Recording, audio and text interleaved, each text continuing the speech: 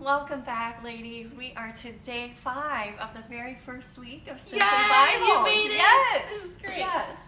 Thank you for being with us. We're so excited about this, and hopefully you are too. You probably are very familiar now with the framework of the study because day 1 through 4 we've walked through the process, and the basic process is observation, interpretation, application, and praying, right? So pretty simple. We talked about some other tools that you can use for the interpretation piece. If at this point, for some reason, and it might, because anything new that we do, I mean, it takes a little while to find that rhythm. It can feel overwhelming. It can. So if at any point that series, those are kind of big words, interpret, observe, apply, if that feels, just like you're bogged down a little bit, take a look at the passage. And we have one question for you. What does this passage say about Jesus? That's it. And so if you feel a little lost, always you can fall back onto that question.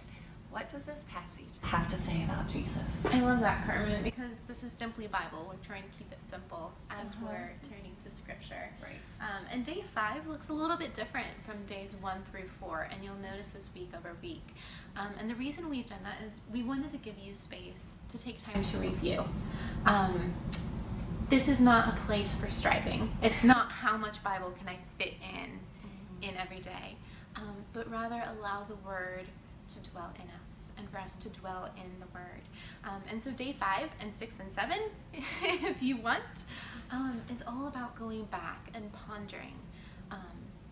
What does the Word say? Were there questions that came up that I didn't have time to look at? Were there extra things that I fun rabbit trails I wanted to go down to look at?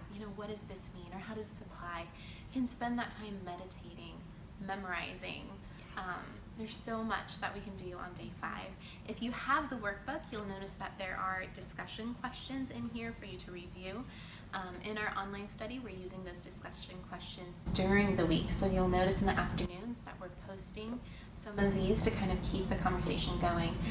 But my encouragement to you is day 5 to allow the Holy Spirit to lead you. As you sit down with Scripture, say, okay, Lord, where do we go today? And view it as a fun adventure.